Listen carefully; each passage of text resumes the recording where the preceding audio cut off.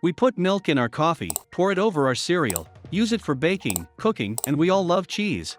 But what most people don't know is that behind all of these delicious things is an industry going through some seismic changes. There have never been so few dairy farms in the United States as today. Look what happened to the number of farms in the state of Wisconsin, which for a long time was an industry leader. At the same time, milk production has consistently been growing for decades. With supply levels high and minimum price fluctuations, margins sank and small and medium dairy farms suffered. The result was a drastic process of consolidation in the sector that led to the concentration of production and bigger farms. One of the characteristics of these producers is the way animals are treated. Most have exclusively confined animals, with cows being milked several times per day. For activists and NGOs, this is the equivalent of animal cruelty. Some even question if drinking cow milk is ethical. Meanwhile, milk substitutes have been gaining market shares all over the world. Let's see what is behind this phenomenon.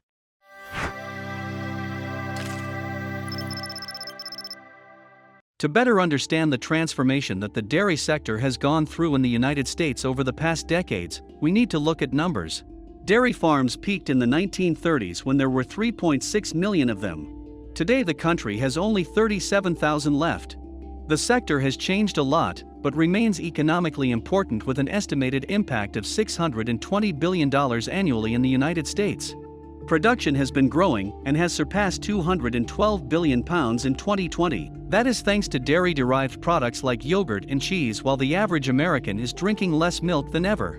Milk consumption per person has dropped 40% since 1975, a trend that is accelerating every year. On average, an American drank 109 liters of milk in 1975, and only 66.2 liters in 2018. It is not only consumer behavior that changed. Dairy farms have changed dramatically as well.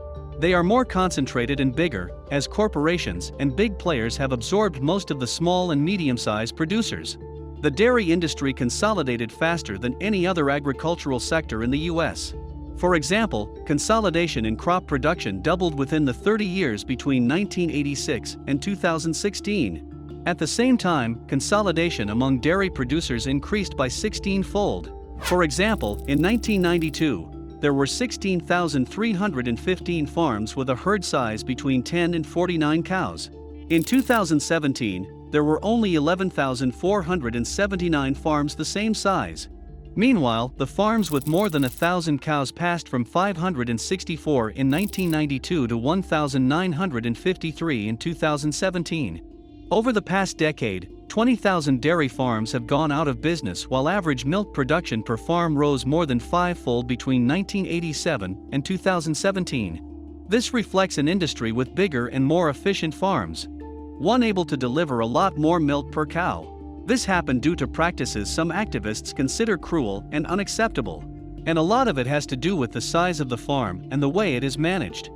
There are big differences between larger and smaller dairy farms and their production practices. The small ones usually are family-owned businesses, with family labor and homegrown feed, where cows have more time out of barns and are milked daily. The bigger ones, however, usually rely on hired labor, purchase feed, and confine their animals within barns or lots for the majority of their existence. Among the farms with more than 2,000 cows in the United States, 96.1% of them never graze their animals and 61.5% milk their cows 3 times per day. Among farms with 10 to 49 cows, only 22.6% of them never graze their animals and none milk their cows 3 times a day. But some facts do not change according to the size of the farms. It's important to know that dairy cows are repeatedly impregnated by artificial insemination and have their newborns removed at birth. Usually, the female calves have their horn buds destroyed when they are about 8 weeks old, for what producers argue is a matter of security for the employees. They are then kept in individual pens until they are ready to be impregnated. The male calves have an even sadder destiny. They are usually sent to veal farms or cattle ranches. A normal dairy cow can live up to 20 years, but its milk production lasts an average of 5. So 5 years is the average lifespan of such cows in the United States. After that, yes, they will probably also be sent to a slaughterhouse. Most of them will spend their life inside a concrete-floored enclosure. If they are lucky to be born among a producer that allows grazing possibilities, they might see the world. But most do not. producers try to reject the notion that dairy farming is inhumane and cruel. According to the New York Times, the National Milk Producers Federation, which represents most of the country's dairy farms, is encouraging veterinarians' visits and workers trained in humane cow handling and phasing out tail docking, the practice of cutting a cow's tail off. All of this could lead to improvements in the treatment of dairy cows, but might not be enough to change public opinions. In October 2020, the NGO Animal Outlook published an investigation at a dairy factory farm in Southern California.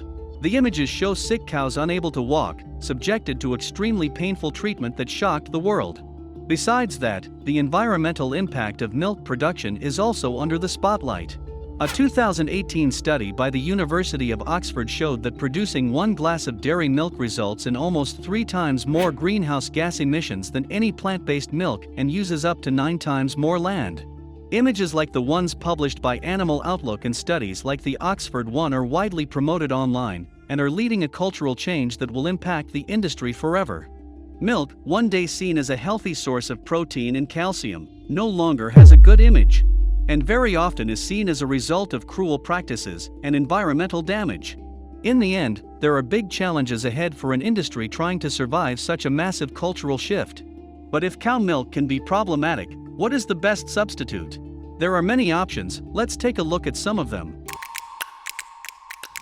Almond milk is by far one of the most popular, but it is also problematic, as its production requires more water than any other dairy alternative. To produce 1 glass of almond milk, one needs 61.5 liters of water, according to a study from Oxford University.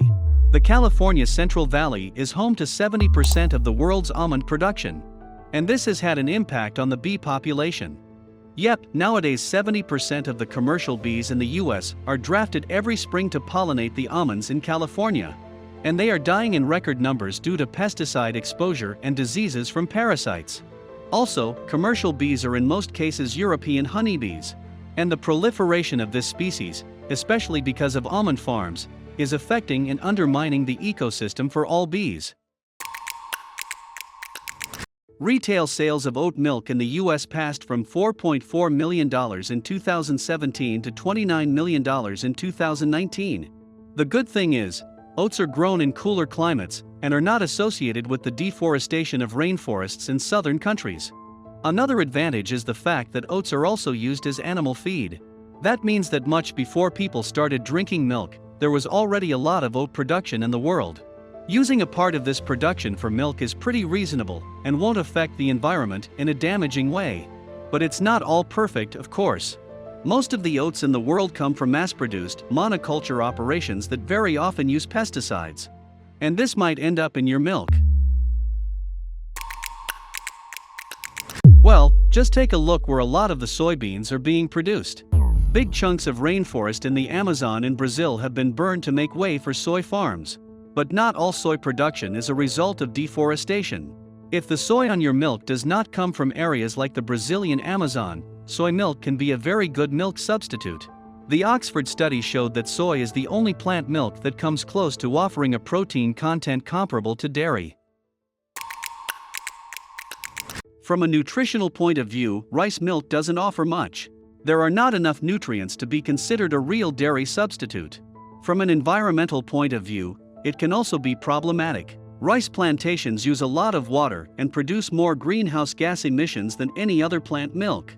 In summary, it's better to stick to other options.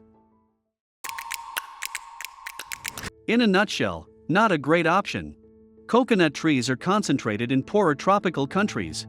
The recent global surge for the product has caused the exploitation of workers, who are paid very little, as well as the destruction of the environment where they are found. Farmers in countries like the Philippines, Indonesia and India used to feed their families and produce for local communities. This is disappearing and a culture of exploitation and destruction is taking over. In summary, the most important thing is to know the origin of your milk.